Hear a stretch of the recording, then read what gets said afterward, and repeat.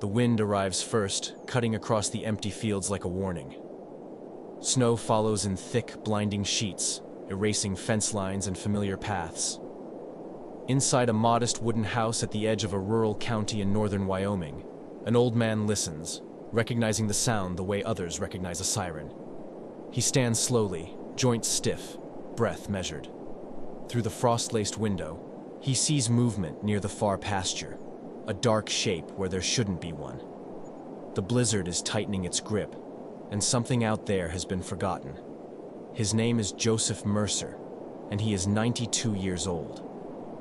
The house around him is small and orderly, filled with the kind of quiet that only comes when you've outlived most of the voices that once filled it. His wife passed 11 years ago. His son visits twice a year from Denver, calls every Sunday, and worries more than Joseph thinks is necessary. The rooms are clean but sparse, a single armchair by the wood stove, a kitchen table with one chair, photographs on the mantel that he no longer studies closely because the faces are embedded in memory deeper than any image could reach. Outside, the land stretches wide and unbroken. Wyoming in winter is unforgiving. The sky turns gray for weeks at a time, and the cold moves through clothing and walls as if neither exists. Joseph has lived here for 43 years. He knows the rhythm of the seasons, the creak of the floorboards under his weight, the exact angle of light that tells him when the sun will set behind the distant ridge. He knows how quickly a storm can turn deadly. If stories of quiet courage and real human resilience move you, consider subscribing to the channel and sharing your thoughts in the comments below. Let us know where you're watching from. The blizzard had been forecast, but forecasts don't always capture the speed or severity. This one came faster than expected. Joseph had spent the morning splitting firewood, moving slowly, stacking each piece with care. His hands shook slightly now, not from fear but from age, the inevitable tremor that had crept into his fingers over the past few years. He'd noticed the sky darkening around noon, the air turning sharp and metallic, the kind of cold that burns the lungs. He brought in extra wood, checked the propane tank, made sure the phone line was still working. These were the rituals of survival in a place where help could be hours away. But now, through the window, he sees the horse.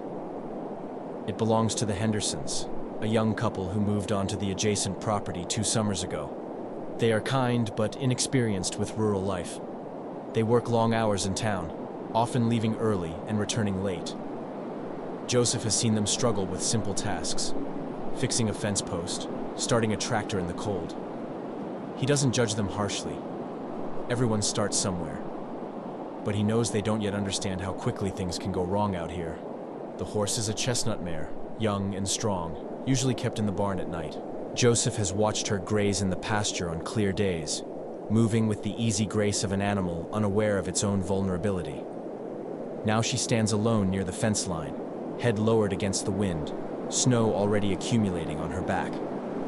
The barn door is closed. She has been left outside, and the storm is accelerating. Joseph moves away from the window and sits heavily in his armchair. His right knee aches, a dull throb that never fully leaves. His lungs feel tight, a reminder of pneumonia 2 winters ago that nearly killed him. He tells himself it's not his responsibility. The Hendersons will realize their mistake. They'll come home and bring the horse in. He has no obligation to risk himself for someone else's oversight. But the thought doesn't settle. It churns in his mind, restless and insistent. He has lived long enough to know the difference between reasonable caution and cowardice, and he has spent too many years refusing to look away when something needed doing. The discipline was trained into him decades ago, in a different cold, in a different kind of storm. Korea, 1951. He was 20 years old, scared and skinny, crouched in a frozen trench while mortar fire tore the earth apart around him. He learned then that survival was not just about keeping yourself alive. It was about keeping the man next to you alive. Even when every instinct screamed to stay down, stay hidden, stay safe. That lesson never left him. It shaped the way he moved through the world, the way he raised his son, the way he treated neighbors and strangers alike. You don't abandon what's vulnerable. You don't turn away because it's hard or dangerous or inconvenient. You do what needs to be done, and you do it without fanfare or expectation of reward. Joseph closes his eyes and breathes slowly, feeling the warmth of the stove against his face. The wind howls louder now, rattling the window panes. He pictures the mare standing alone in the snow, shivering, confused, waiting for someone to remember her. He pictures her collapsing in the night, freezing to death while the Hendersons sleep unaware in their warm house 30 miles away. He pictures himself sitting here, safe and still, letting it happen. He opens his eyes and stands. The decision is made without drama or internal conflict. There is no heroic resolve, no surge of adrenaline. There is only the quiet, stubborn refusal to let something suffer when he has the ability, however limited, to prevent it. He moves to the closet and pulls out his heavy winter coat, the one with the fleece lining and reinforced hood. He wraps a wool scarf around his neck, pulls on thick gloves, and laces his boots with deliberate care. Each motion is slow and methodical. His hands shake, but they obey. He finds his walking stick leaning against the wall near the door, a sturdy piece of oak he carved himself years ago. It helps with balance on uneven ground, and tonight the ground will be treacherous. He tucks a flashlight into his coat pocket, though he knows the beam will be nearly useless in the blizzard. He considers calling his son, then decides against it. By the time anyone could arrive, it would be too late. Joseph opens the door, and the wind slams into him like a living thing. Snow whips across the porch, stinging his face, forcing him to squint. The temperature has dropped sharply. He estimates it's near zero, and with the wind chill, it feels far colder. He steps outside and pulls the door shut behind him, locking himself into the storm. The first few steps are the hardest. His body resists, muscles tight and reluctant.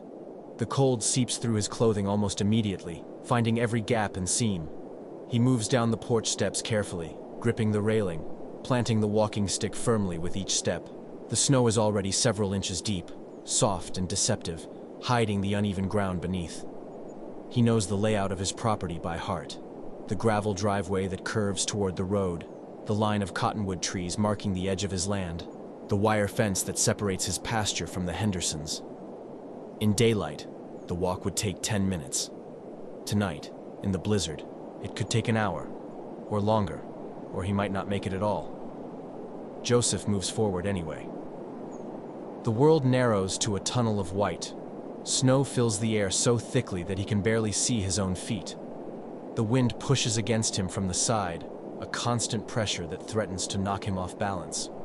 He adjusts his grip on the walking stick and leans into the wind, moving at an angle, conserving energy. His breath comes in short, controlled bursts. Each inhale burns his throat. Each exhale forms a small cloud that vanishes instantly into the storm.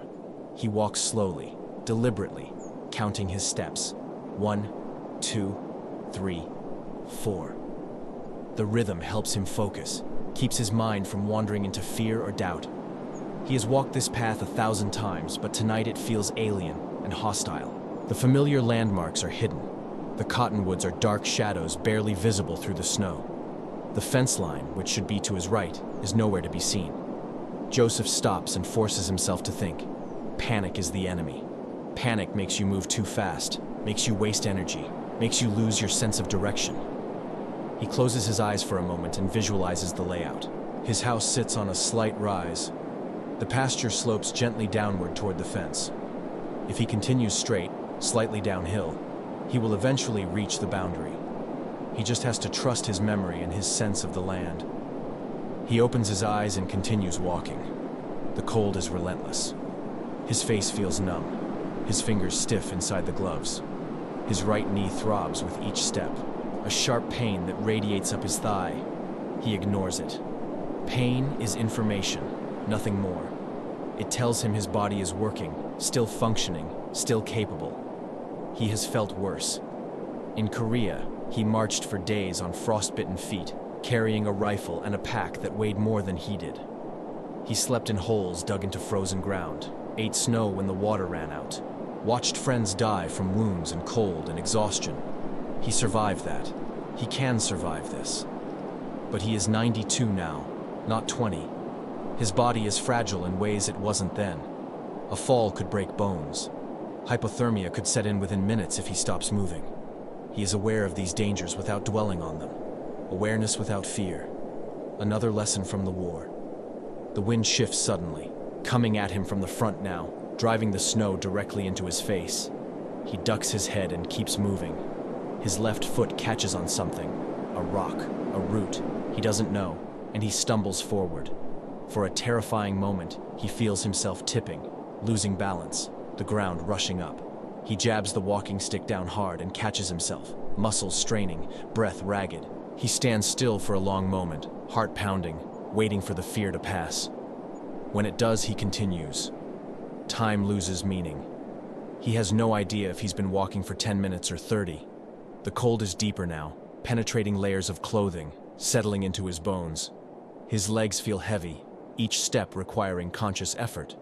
His mind wants to drift, wants to rest, wants to imagine the warmth of the wood stove and the softness of his armchair. He forces it back to the present. One step, then another, then another. He hears something, a faint sound beneath the roar of the wind, a creak, a groan, the fence. He moves toward the sound, and suddenly the wire appears in front of him, sagging under the weight of accumulated snow. Relief floods through him, brief but intense. He has reached the boundary. The horse should be nearby.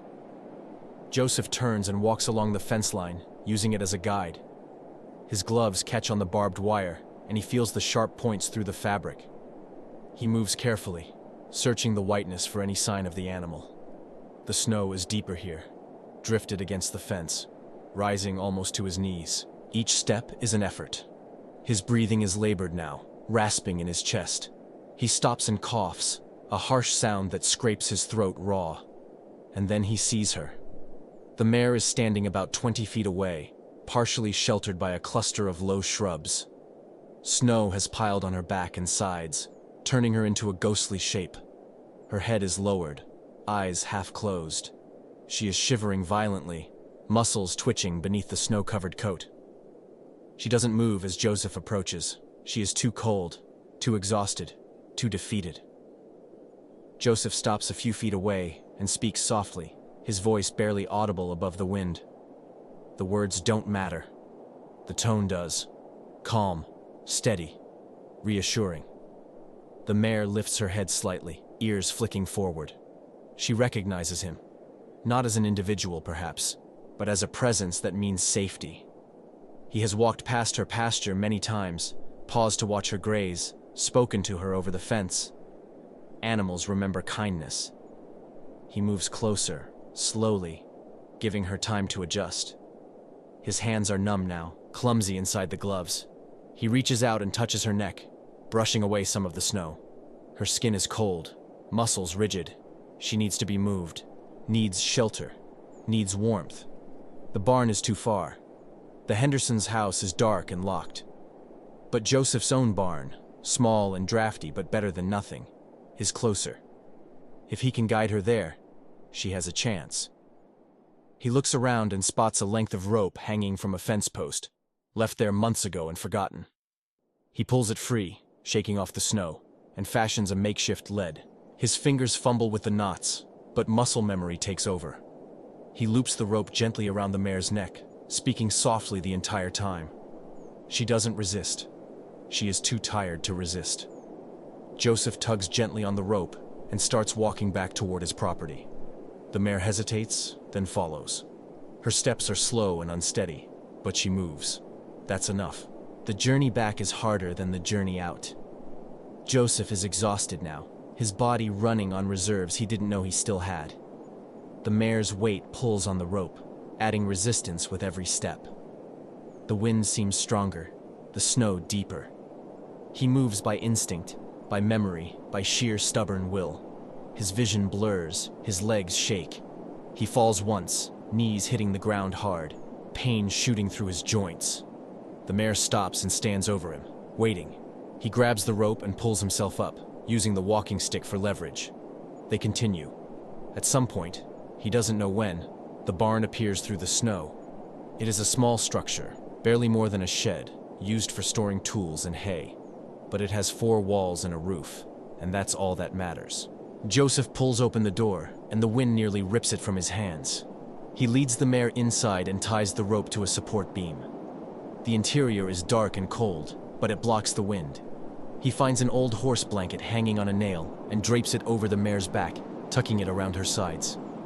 She stands still, head lowered, breathing heavily. Joseph collapses onto a bale of hay and sits in the darkness trying to catch his breath. His chest hurts. His hands and feet are numb. His entire body feels like it's made of lead. But the mare is safe. That's what matters. He doesn't know how long he sits there. Eventually, the urgency returns, the awareness that he needs to get back to the house, needs warmth, needs to survive the night himself. He stands slowly, every muscle protesting, and checks the mare one more time. She is still shivering, but less violently now. Her eyes are open, alert. She will make it. Joseph steps back out into the blizzard and closes the barn door behind him. The house is close, no more than 50 yards. He can see the faint glow of a window through the snow. He walks toward it, one step at a time, refusing to think about anything beyond the next footfall. The porch steps appear. He climbs them carefully, gripping the railing. The door opens. Warmth rushes out to meet him. He steps inside and shuts the door. Joseph doesn't remember removing his coat or boots. He doesn't remember collapsing into the armchair or wrapping himself in the quilt his wife made decades ago. He wakes hours later, stiff and aching, the wood stove cold and dark. The blizzard is still raging outside, but the worst has passed. The wind has softened. The snow falls more gently now. He stands slowly and rebuilds the fire, feeding small pieces of kindling into the embers until flames catch and spread. Heat begins to fill the room. He makes coffee, hands still shaking, and sits by the window watching the gray light of dawn creep across the snow-covered fields. The Hendersons arrive mid-morning, their truck sliding slightly as it turns into the driveway. Joseph watches them approach, a young man and woman bundled in heavy coats, faces tight with worry. They knock on the door, and he lets them in. They apologize profusely, explaining that they were caught in town when the storm hit, couldn't make it back until the roads were cleared. They ask if he's seen the horse. Joseph tells them, quietly, without emphasis. He walked out in the blizzard, found the mare, brought her to the barn. She's safe. The young man stares at him, disbelief and something like horror crossing his face. You walked out in that storm. At your age? Joseph shrugs. She needed help. The woman's eyes fill with tears. She reaches out and grabs his hand, squeezing it tightly. Thank you. Thank you so much. We didn't know. We should have checked. Joseph interrupts gently. She's fine. That's what matters. They insist on moving the mare back to their barn immediately, bringing a proper blanket and feed. Joseph watches from the window as they lead her away, the animal walking steadily now, head up, alert. The Hendersons wave as they leave, gratitude written in every gesture. The house settles back into silence. Joseph sits by the fire and drinks his coffee. His body hurts in a dozen places. His knee will take days to recover. His lungs feel raw. But underneath the pain is something else. A quiet satisfaction. A sense of alignment between action and belief. He didn't do it for recognition. He didn't do it to be a hero. He did it because a living creature was suffering. And he had the ability to stop that suffering. That's all. Over the following days, the story spreads through the small community. The local newspaper runs a short piece. Neighbors stop by with casseroles and firewood, thanking him, calling him brave. Joseph accepts their kindness but deflects their praise. He doesn't see what he did as extraordinary. It was simply what needed to be done. His son calls, voice tight with emotion and frustration. Dad, you could have died. You can't do things like that anymore. Joseph listens, then responds quietly. I'm still here, aren't I? The conversation ends with the son making him promise to be more careful. Joseph makes the promise knowing he will break it if circumstances require. Age has not erased his sense of responsibility. It has only made him more aware of how limited his time is to act on it. Winter continues. The snow piles higher. The temperatures drop further. Joseph maintains his routines, splitting wood, checking the propane, watching the fields. He sees the mare sometimes, grazing in the pasture on clear days, strong and healthy. The Hendersons installed a shelter in the field now, a simple three-sided structure where she can escape the worst of the weather. They learned their lesson. Joseph is glad. He thinks sometimes about the night of the blizzard, not with pride, but with a kind of calm acceptance. He is 92 years old. His body is failing in incremental ways, and he knows the end is closer than the beginning. But he also knows that how you live matters more than how long you live. Every choice, every action, every moment of courage or cowardice shapes the sum of a life.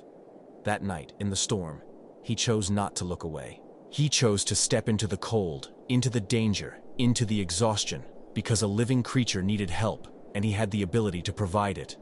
It cost him pain and risk and energy he could not afford to lose. But it also gave him something no amount of comfort or safety could provide: the knowledge that when it mattered, he did not fail. Spring comes slowly. The snow melts in patches, revealing brown grass and frozen earth. The days grow longer. Joseph watches from his window as the world thaws and wakes. He moves more slowly now, the effects of that winter night lingering in his joints and lungs. But he is still here, still standing, still present. The mare grazes in the field, her coat shining in the sun. Joseph watches her and feels at peace.